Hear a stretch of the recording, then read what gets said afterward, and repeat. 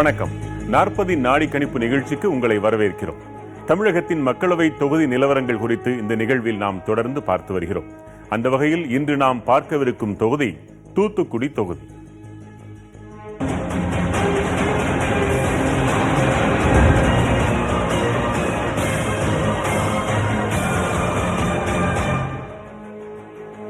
தென் மாவட்டத்தில் இருந்த திருச்செந்தூர் தொகுதிக்கு மாற்றாக உருவாக்கப்பட்டது தூத்துக்குடி தொகுதி. இந்த தொகுதி குறித்த சில அடிப்படை தகவல்களை முதலில் பார்த்துவிடலாம்.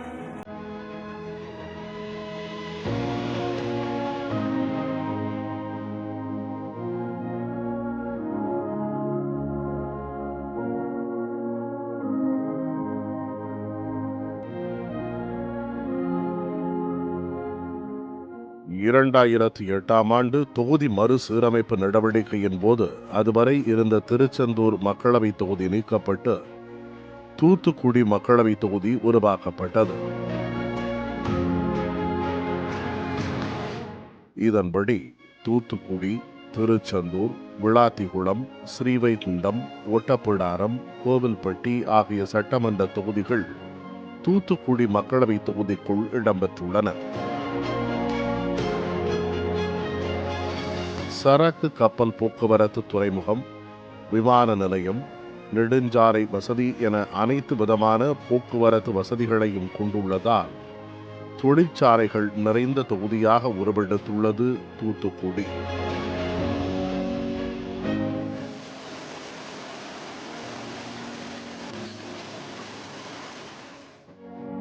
மீன்பிடித்தல், உப்பு உற்பத்தி, விவசாயம், பட்டாசு, தீப்பெட்டி தயாரித்தல் போன்ற தொழில்களையே பெருமளவில் நம்பி உள்ளனர் இத்தொகுதி மக்கள்.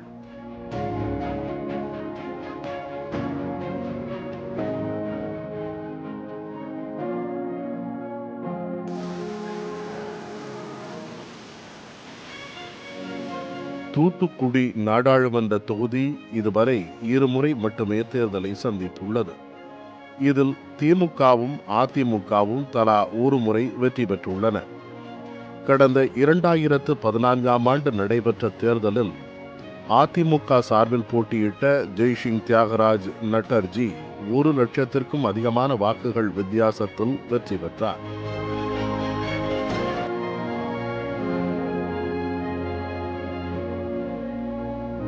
கடந்த 2016 ஆண்டு நடைபெற்ற சட்டமன்ற தேர்தலில் இத்தொகுதிக்கு உட்பட்ட 6 சட்டமன்ற தொகுதிகளில் 4 அதிமுகவும் 2 திமுகவும் வெற்றி பெற்றன. இத்தொகுதியின் மொத்த வாக்காளர்களின் எண்ணிக்கை 14,02,300. இவர்களில் ஆண் வாக்காளர்களின் எண்ணிக்கை 6,90,106. பெண் வாக்காளர்களின் எண்ணிக்கை 7,12,098. இதர வாக்காளர்கள் 96 பேர்.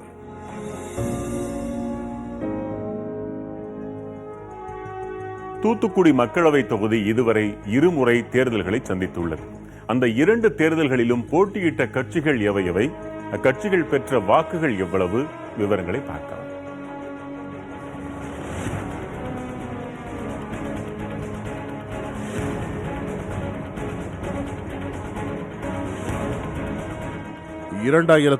ஆண்டு தொகுதி மறுசீரமைப்புக்கு பிறகு உருவாக்கப்பட்ட தூத்துக்குடி மக்களவை தொகுதி முதன்முறையாக தேர்தலை சந்தித்தது 2009 ஆண்டில்.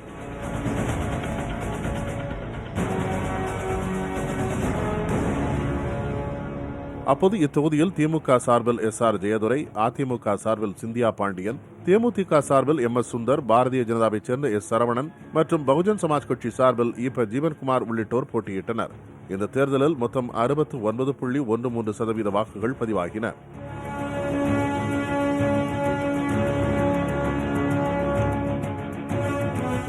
தேர்தலில் SR ஜெயதுரைக்கு 3,11,000 அதிகமான வாக்குகள் கிடைத்தன. இவர் தனக்கு அடுத்தபடியாக வந்த அதிமுகவின் சிந்தியா பாண்டியனை சுமார் 76,000 வாக்குகள் வித்தியாசத்தில் தோற்கடித்தார். சிந்தியாவுக்கு 2,34,000 அதிகமான வாக்குகள் கிடைத்தன. தேமுதிக வேட்பாளர் சுந்தருக்கு 61,000 வாக்குகளும், பாரதிய ஜனதா வேட்பாளருக்கு 27,000 வாக்குகளும் கிடைத்தன. பகுஜன் சமாஜ் கட்சி வேட்பாளர் 6,800 வாக்குகளை பெற்றார். இந்த தேர்தலில் வென்றதன் மூலம் தூத்துக்குடி தொகுதியின் முதல் நாடாளுமன்ற உறுப்பினர் என்ற பெருமையை பெற்றார் திமுகவைச் சேர்ந்த SR ஜெயதுரை.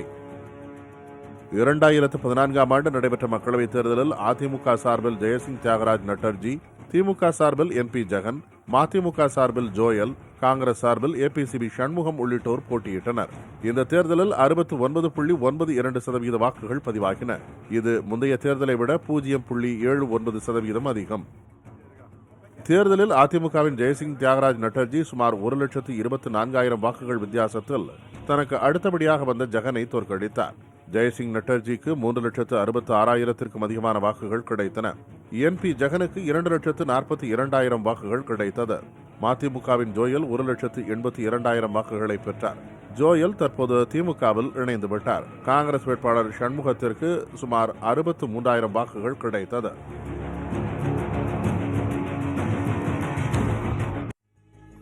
தூத்துக்குடி மக்களவை உறுப்பினரை குறித்தும் அவரது நாடாளுமன்ற செயல்பாடுகள் குறித்தும் பார்க்கலாம்.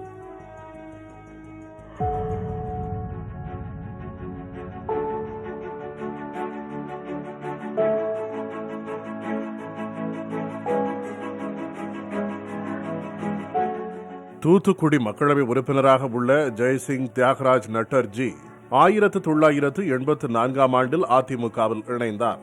ராதாபுரம் தாலுகாவில் உள்ள ஜேக்கப்புரத்தை பிறப்பிடமாக கொண்ட இவர் அதிமுக வழக்கறிஞர்கள் பிரிவு துணை செயலாளராக பணியாற்றியவர். 2014ஆம் ஆண்டு மக்களவைத் தேர்தலில் யாரும் எதிர்பாராத வகையில் தூத்துக்குடி மக்களவை தொகுதி வேட்பாளராக அறிவிக்கப்பட்டார். அந்த தேர்தலில் திமுக வேட்பாளரை விட 1,24,000 அதிகமான வாக்குகள் வித்தியாசத்தில் வெற்றி பெற்றார். தேர்தலின் போது தூத்துக்குடி ரயில் நிலையத்தை மீளவிட்டானுக்கு மாற்ற நடவடிக்கை எடுப்பேன் என்றும், தூத்துக்குடியில் தொழிற்பூங்கா அமைக்கவும், புதியம்புத்தூரில் ரெடிமேட் ஜவுளி பூங்கா அமைக்கவும் நடவடிக்கை எடுப்பேன் என்றும் வாக்குறுதிகளை வழங்கினார். ஆனால் அவர் தந்த வாக்குறுதிகளில் புதுக்கோட்டை ஏரல் சாலை பணிகள் நிறைவு பெற்றுள்ளதாகவும், ஆலந்தரையில் கடல்நீரை நன்னீராக மாற்றும் நிலையத்தின் பணிகள் மட்டும் தொடங்கி நடைபெற்று வருவதாகவும், அதுவும் மந்தகதியில் நடைபெறுவதாகவும் பொதுமக்கள் தெரிவிக்கின்றனர்.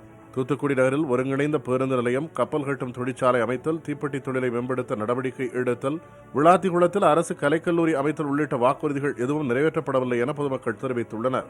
வெள்ளநீர் தடுப்புச் சுவர்கள், சமுதாய நலக்கூடங்கள் போன்றவைகளை பல இடங்களில் கட்டிக் கொடுத்துள்ளதாகவும், சாலைகளை சீரமைத்தல், சாலை விளக்குகள் அமைத்து தருதல் போன்றவற்றை செய்து தந்திருப்பதாக மக்களவை உறுப்பினர் தரப்பில் தெரிவிக்கப்படுகிறது. நாடாளுமன்ற தொகுதி மேம்பாட்டு நிதியை முறையாக செலவிட்டுள்ளதாகவும் MP தரப்பில் கூறப்படுகிறது.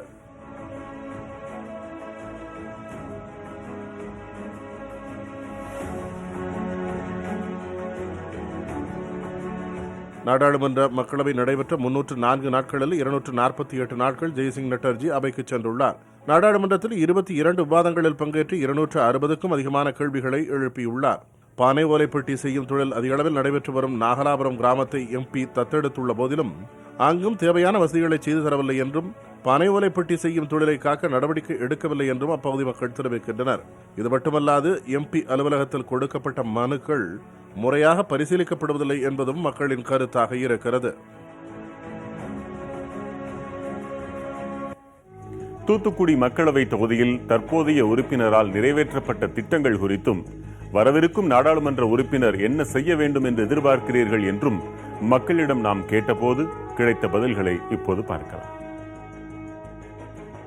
MP கடந்த காலத்தில் இருந்த 2014 போட்டியிட்டு வெற்றி பெற்ற நட்டர்ஜி ஒவ்வொரு ஊருக்கும் நல்ல திட்டங்களை செய்வோம்னு சொல்லிட்டு அறிவிச்சிருந்தாரு. அதை பார்த்தோம்னா அவருக்கு அன்னைக்கு ஜெயிச்சுட்டு போன நாளோடு சரி, அதுக்கு பிறகு MP எங்கே இருக்காரு யாருங்கிறது கூட இன்னைக்கு வரைக்கும் இப்போ நேரம் வந்தால் கூட யார் MPங்கிறது எங்களால் சொல்ல முடியாது. அந்த அளவுக்கு தான் அவருடைய செயல்பாடு இருந்தது. ஒன்றுமே கிடையாது. அவருக்கு ஒதுக்கீடு செய்யக்கூடிய அந்த நிதியை முறையாக செலவு பண்ணாமல், எதில் அதிகமான கமிஷன் கிடைக்குமோ அதில் மட்டுமே செலவு பண்ணி அந்த அவங்க வியாபாரத்தையும் அவங்க சொந்த குடும்ப நலனை தான் முக்கியமாக கருதுனாங்க. மக்கள் நலன் யாருமே கருதலை.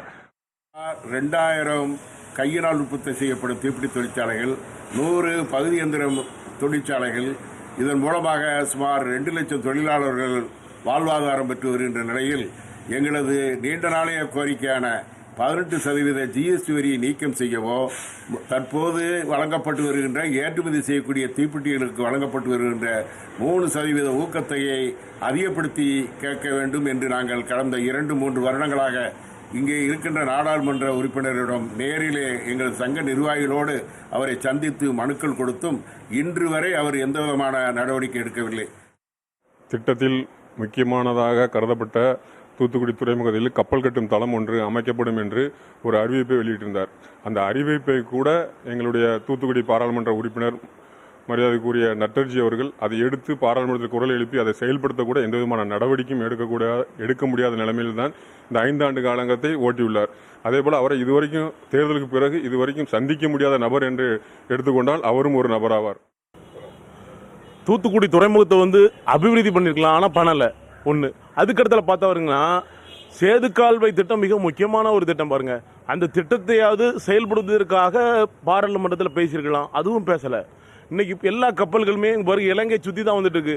இதெல்லாம் நிறைய போக்குவரத்து செலவுகள் நிறைய நடந்துட்டு இருக்குது. அதுக்கடுத்தால் பார்த்தா தூத்துக்குடியில் இன்னைக்கு பாதாள சாக்கடைன்னு ஒரு திட்டம் வந்துச்சு, ஒரு 10-12 வருஷம் ஆயிட்டு. இதுவரை அதை பற்றி ஒரு கேள்வி கூட ஒரு எழுப்பலை. தூத்துக்குடியில் இன்னும் இந்த ரயில் நிலையம் ஒன்று இருக்குது. இந்த ரயில் நிலையத்தை மேலோட்டான கொண்டு போயிருந்தாங்க வச்சுக்கோங்க, இன்னைக்கு தூத்துக்குடி விரிவடைஞ்சிருக்கும். அதுவும் அவர் செய்யலை. அப்போ ஒரு நாடாளுமன்ற உறுப்பினராக இருந்து இந்த தூத்துக்குடி மக்களுக்கு ஒன்றுமே செய்யலை. ரயில்வே டிக்கெட்டு முன்பதிவு இப்போல்லாம் ஐஆர்சிடிசியோட வெப்சைட் இருக்குது. பட் இருந்தாலும் திருச்செந்தூரில் அதை உபயோகப்படுத்த முடியாத மக்கள் நிறைய பேர் இருக்கிறவங்க நேரடியாக தான் புக் பண்ணுறாங்க. இப்போ காலையில் 8 to 12 வரைக்கும், அப்புறம் மாலை 4 to 6 வரைக்கும் கம்ப்யூட்டர் ரிசர்வேஷன் திறந்திருக்கு.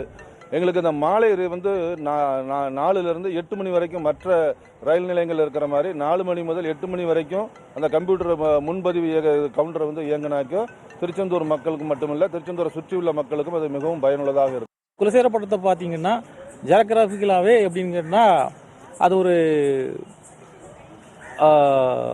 இயற்கை சீற்றங்கள்லாம் குறைவாக இருக்கக்கூடிய ஒரு அற்புதமான ஒரு பகுதி. அதனால் எப்போ வேணாலும் இந்த ராக்கெட்டை விஞ்ஞானிகள் நினைக்கிற நேரத்தில் ஏவுறதுக்கு மிக சரியான ஒரு புவியியல் ரீதியான ஒரு பூகோள ரீதியாகவும் புயல் ரீதியாகவும் ஒரு சரியான ஒரு கட்டமைப்பில் இருக்கிறதுனால எதிர்வரக்கூடிய பாராளுமன்ற தேர்தல் வெற்றி பெறக்கூடிய பாராளுமன்ற உறுப்பினர் இந்த பகுதியில் அந்த ராக்கெட் தளம் அமைப்பதற்காக ஒரு பெரிய ஒரு முயற்சியை கொடுக்கணும். இதனால் அந்த பகுதியில் இருக்கக்கூடிய நிறைய பட்டதாரிகளுக்கு வேலை கிடைக்கக்கூடிய வாய்ப்பு இருக்குது. இது சம்பந்தமான தொழில்கள், துணை நிறுவனங்கள் வருவதற்கான வாய்ப்புகளும் இருக்கிறது. 3வது முறையாக மக்களவைத் தேர்தலை சந்திக்கும் இந்த தூத்துக்குடி தொகுதியில் முக்கிய கட்சிகளின் சார்பில் யாரெல்லாம் களமிறக்கப்பட வாய்ப்பிருக்கிறது என்பது குறித்து இப்போது பார்க்கலாம். தூத்துக்குடி நாடாளுமன்ற தொகுதி தற்போது அதிமுக வசம் உள்ளது. இத்தொகுதியின் எம்பியாக இருக்கும் ஜெய்சிங் தியாகராஜ் நட்டர்ஜி மீண்டும் போட்டியிட விருப்பம் தெரிவித்து கட்சி தலைமையிடம் மனு அளித்துள்ளார். ஆனாலும் தொகுதியில் அவ்வளவு நல்ல பெயர் இல்லாததால் அவருக்கு வாய்ப்பு குறைவாகவே இருப்பதாக கட்சி தொண்டர்கள் பேசிக் கொள்கின்றனர். இவர் தவிர முன்னாள் சபாநாயகர் PH பாண்டியனும் இத்தொகுதியில் போட்டியிட விருப்பம் தெரிவித்துள்ளதாக கூறப்படுகிறது. அதேவேளையில் வழக்கறிஞர் ஆண்ட்ரூ மணி என்பவருக்கு வாய்ப்பு கிடைக்கலாம் என்றும் அதிமுக வட்டாரத்தில் தகவல்கள் உலாவுகின்றன. தற்போதைய தூத்துக்குடி மாவட்ட அதிமுக செயலாளரும் முன்னாள் அமைச்சருமான சீதா செல்லப்பாண்டியனின் பெயரும் பரிசீலிக்கப்படுவதாக கட்சி தொண்டர்கள் மத்தியில் பேச்சு உள்ளது.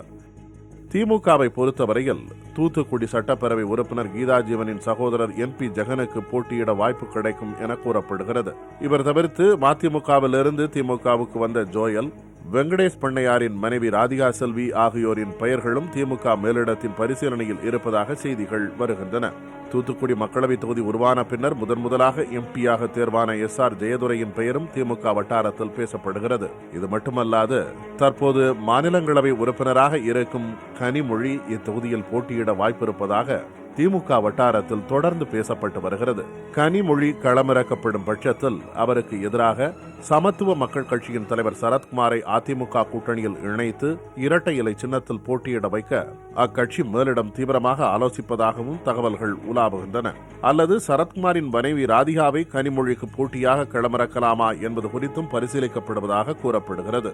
தூத்துக்குடி மாவட்டத்தில் வெங்கடேசபுரம் என்ற கிராமத்தை தத்தெடுத்து MP நிதியிலிருந்து 1.5 கோடி ரூபாய் ஒதுக்கி கனிமொழி செய்து வரும் பணிகள் அவருக்கு நற்பெயரை பெற்று தந்திருப்பதை சுட்டிக்காட்டுகிறது திமுக வட்டாரம். காங்கிரஸ் கட்சியை பொறுத்தமட்டில் கடந்த தேர்தலில் போட்டியிட்டு வெற்றி வாய்ப்பை இழந்த APCV சண்முகம் நிறுத்தப்படலாம் என கூறுகின்றனர். இவர் தவிர டேனியல் ராஜ் ஆகியோரின் பெயர்களும் பரிசீலனையில் உள்ளதாக பேசப்படுகிறது. பாரதிய ஜனதாவை பொறுத்தவரையில் அக்கட்சியின் நீண்டகால உறுப்பினர் கனகராஜ், மாவட்ட தலைவர் பாலாஜி ஆகிய இருவரின் பெயர்கள் தொண்டர்கள் மத்தியில் உலா வருகிறது.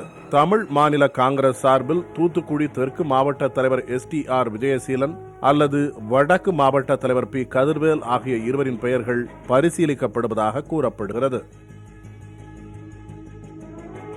தூத்துக்குடி மக்களவை தொகுதியில் அரசியல் கட்சிகளின் செல்வாக்கு எப்படி இருக்கிறது, கட்சிகளுக்கு இருக்கக்கூடிய சாதக பாதகங்கள் என்னென்ன, வெற்றி வாய்ப்பு யாருக்கு இருக்கிறது என்பது குறித்தெல்லாம் மூத்த பத்திரிகையாளர் லட்சுமணன் தெரிவித்த கருத்துக்களை பார்க்கலாம். தூத்துக்குடி நாடாளுமன்ற தொகுதியை பொறுத்த வரைக்கும் பொருளாதார ரீதியாக முன்னேறிய சட்டமன்ற தொகுதினா தூத்துக்குடி தொகுதியை சொல்லலாம். அந்த கோயில் அல்லது அதை சார்ந்த விஷயங்கள் இருக்கனால திருச்செந்தூர் தொகுதியில் அது தொடர்பான தொழில் அதன் மூலமாக ஒரு முன்னேற்றம் அப்படின்னு சொல்லலாம். மீதம் இருக்கிற 4 தொகுதிகளையும் ஒட்டப்பிடாரமாகட்டும், கோயில்பட்டி, விளாத்திக்குளம், சிறுவைகுண்டம் போன்ற தொகுதியெல்லாம் பொருளாதார ரீதியாக ஒரு தொழில் வளர்ச்சி இல்லாத தொகுதிகள், கிட்டத்தட்ட ஒரு வறண்ட தொகுதினை கூட அதை சொல்லலாம். ஒரு மிகப்பெரிய ஆளுமைகள் அந்த தொகுதியில் தொடர்ச்சியாக வெற்றி பெற்றதும் இல்லை, தொடர்ந்து வெற்றி பெற்றதில்லை. அப்படி வந்தவர்களும் கூட ஒரு ஆக்சிடென்டலாக ஒரு டெஸ்டடு கேண்டிடேட்டாக இதை நிறுத்தி வச்சு தான் பார்ப்போமே அப்படின்ற அந்த மனப்பான்மையில் நிற்க வச்சவங்க தான் அதில் சிலர் வெற்றி பெற்றிருக்கிறாங்க, பல பேர் தோல்வி தழுவியிருக்கிறாங்க. இந்த சூழலில் இன்னைக்கு பிரதானமான பிரச்சனையா ஒன்று மற்ற வறண்டு கிடக்கிற அந்த மீதம் இருக்கிற 4 சட்டமன்ற தொகுதிகள் அல்லது இதே ஏற்கனவே பொருளாதார வளம் பெற்றுட்டு தான் சொல்கிற தூத்துக்குடி ஆகட்டும் அல்லது தொழில் வளம் பெற்றுக்கிட்ட திருச்செந்தூர் ஆகட்டும், ஒட்டுமொத்தமாக இந்த மாவட்டத்தினுடைய தொழில் வளர்ச்சியை விவசாயத்தை பெருக்கிறதுக்கு என்ன வழி, அதுக்கு என்ன தீர்வு, அதுக்கு நான் என்ன செய்ய போகிறேன் அப்படிங்கிற அந்த பார்வையை முன்வச்சு வர்ற வேட்பாளர்களுக்கு மக்கள் இந்த இடம் கவனிக்க ஆரம்பிப்பாங்க. நான் ஏன் இதை சொல்கிறேன்னா, இத்தனை தேர்தலாக அதெல்லாம் பார்க்கலையே அப்படின்னு கேட்கலாம். ஆனால் இந்த தேர்தலில் தான் 20 வயதுல இருந்து 40 வயதுக்குள்ள வாக்காளர்கள் 2,60,00,000 பேர் இருக்கிறாங்க. விகிதாச்சார அடிப்படையில் பார்த்தா தூத்துக்குடி தொகுதியிலையும் சுமார் 5 லட்சம் பேர் இந்த வயதுக்கு உட்பட்டவர்கள் இருக்கிறாங்க. அவர்களுக்கு இன்னைக்கு என்ன நடக்குது, நாட்டில் என்ன நடக்குது, நம்ம மாவட்டத்தில் என்ன நடக்குது, நம்ம மாநிலத்தில் என்ன நடக்குதுன்ற எல்லா விவரமும் தெரிஞ்சவங்களா இருக்கிறாங்க. இதையெல்லாம் அனலைஸ் பண்ணி பார்க்குற போது நமக்கு என்ன தேவை, அந்த தேவையை செஞ்சு கொடுக்குற இடத்துல யார் இருக்கா, தேவைகள் பூர்த்தியாக வந்த வாய்ப்பு வந்த போது அதை தடுத்தவர்கள் யார், அப்படியெல்லாம் அனலைஸ் பண்ணி பார்க்குற அறிவு உள்ளவர்களாக அந்த வயதினர் இருக்கிறதுனால இந்த தேர்தல் மிக முக்கியமான தேர்தலாக இருக்கும்னு நான் பார்க்குறேன். ஸ்டெர்லைட் பிரச்சனை மிக முக்கியமான பிரச்சனையாக இருக்கும். ஏதோ தூத்துக்குடி நகரம் அல்லது அதை சார்ந்த புறநகர் பகுதி மட்டுமே பாதிக்கப்பட்ட விஷயமா இல்லை.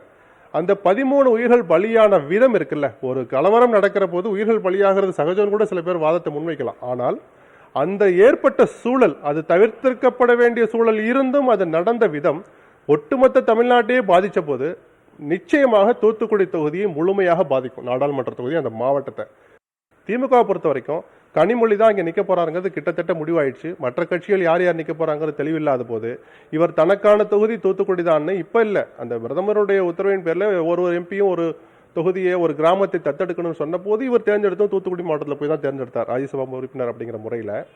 ஸோ இந்த வரப்போகிற நாடாளுமன்றத்தில் தூத்துக்குடியில் நிற்க போகிறார். இதில் அவருக்கு ப்ளஸ்ஸும் இருக்குது, மைனஸும் இருக்குது.